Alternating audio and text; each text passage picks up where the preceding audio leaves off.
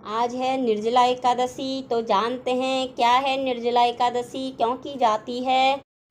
निर्जला एकादशी जेठ मास के शुक्ल पक्ष को होती है और एकादशी का महात्म्य है।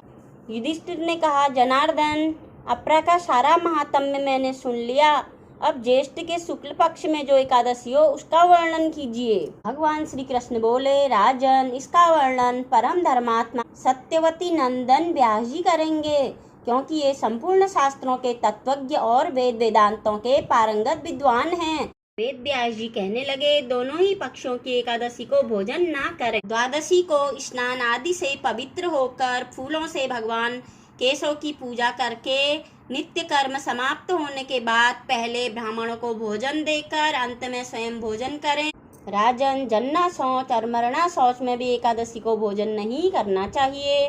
यह सुनकर भीमसेन बोले, परम बुद्धिमान पितामह, मेरी उत्तम बात सुनिए। राजा युधिष्ठिर, माता कुंती, द्रौपदी, अर्जुन, नकुल और सहदेव ये एकादशी को कभी भोजन नहीं करते तथा मुझसे भी हमेशा यही कहते हैं। भीमसेन, तुम भी एकादशी को न खाया करो, किंतु मैं इन लोगों से यही कह दिया करता हूँ कि मुझसे भूख सहन नहीं होती है। भीमसेन की बात सुनकर व्यास जी ने कहा, यदि तुम्हें स्वर्गलोक की प्राप्ति अभिष्ट है और नरक को दूषित समझते हो तो दोनों पक्षों की एकादशी को भोजन न करना। भीमसेन बोले, महाबुद्धिमान पितामह, मैं आपके सामने सच्ची बात कहता हूँ। एक बार भोजन करके भी मुझसे व्रत नहीं किया जा सकता, फिर उपवास करके तो मैं रह ही कैसे सकता हूँ।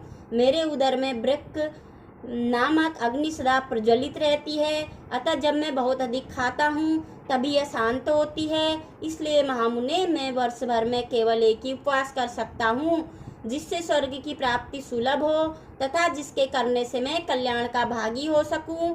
ऐसा कोई एक व्रत निश्चय करके बताइए, मैं उसका यथोचित रूप से पालन करूं। अब व्यास जी ने कहा, भीम, ज्येष्ठ मास में सूर्य वृष राशि पर हो या मिथुन राशि पर शुक्ल पक्ष में जो एकादशी हो उसका यत्न पूर्वक निर्जल व्रत करो। केवल कुल्ला या आचमन करने के लिए मुख में जल डाल सकते, उसको छोड़कर और किसी प्रकार का जल विद्वान पुरुष मुख में न डालें, अन्यथा व्रत भंग हो जाता है। एकादशी को सूर्योदय से लेकर दूसरे दिन के सूर्योदय तक मनुष्य जल का त्याग करे तो यह व्रत पूर्ण होता है।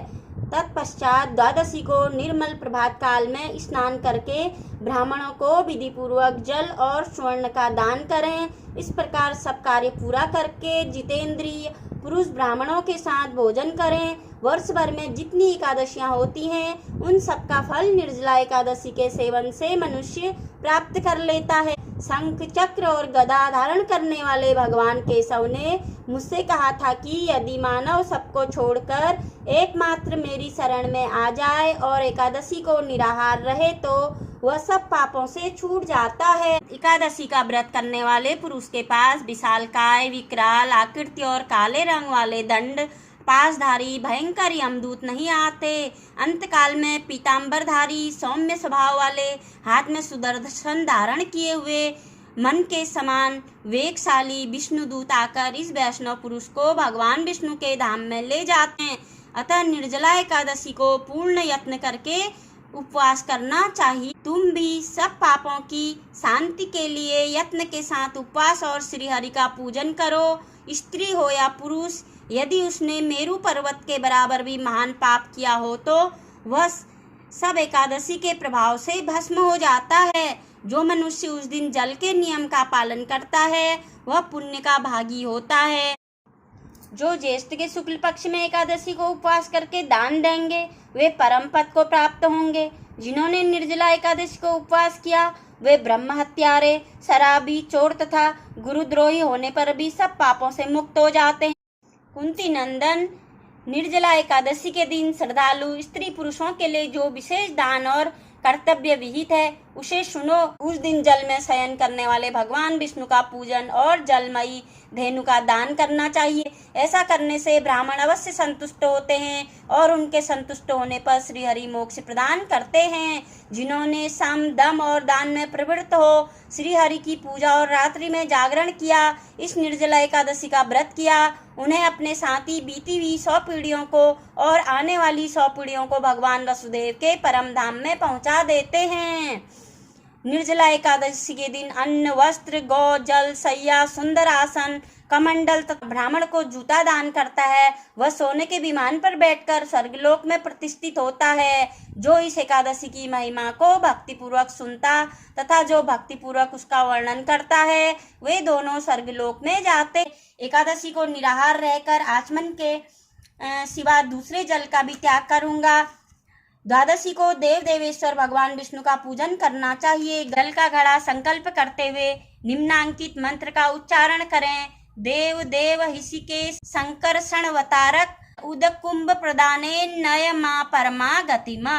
संसार सागर से तारने वाले देव देव ऋषिकेश, इस जल के घड़े का दान करने से आप मुझे परम गति की प्राप्ति कराइए। भीमसेन, ज्येष्ठ मास में शुक्ल पक्ष की जो शुभ एकादशी होती है, उसका निर्जल व्रत करना चाहिए तथा उस दिन ज्येष्ठ ब्राह्मणों को शक्कर के साथ जल के घड़े दान करने चाहिए। ऐसा करने से मनुष्य भगवान विष्णु के समीप पहुंचकर आनंद का अनुभव करता है। जो इस प्रकार पूर्ण रूप से पाप नाशिनी एकादशी का व्रत करता है, वह सब पापों से मुक्त अनामय पद को प्राप्त होता है। यह सुनकर भीमसेन ने भी इस शुभ एकादशी का आरंभ किया।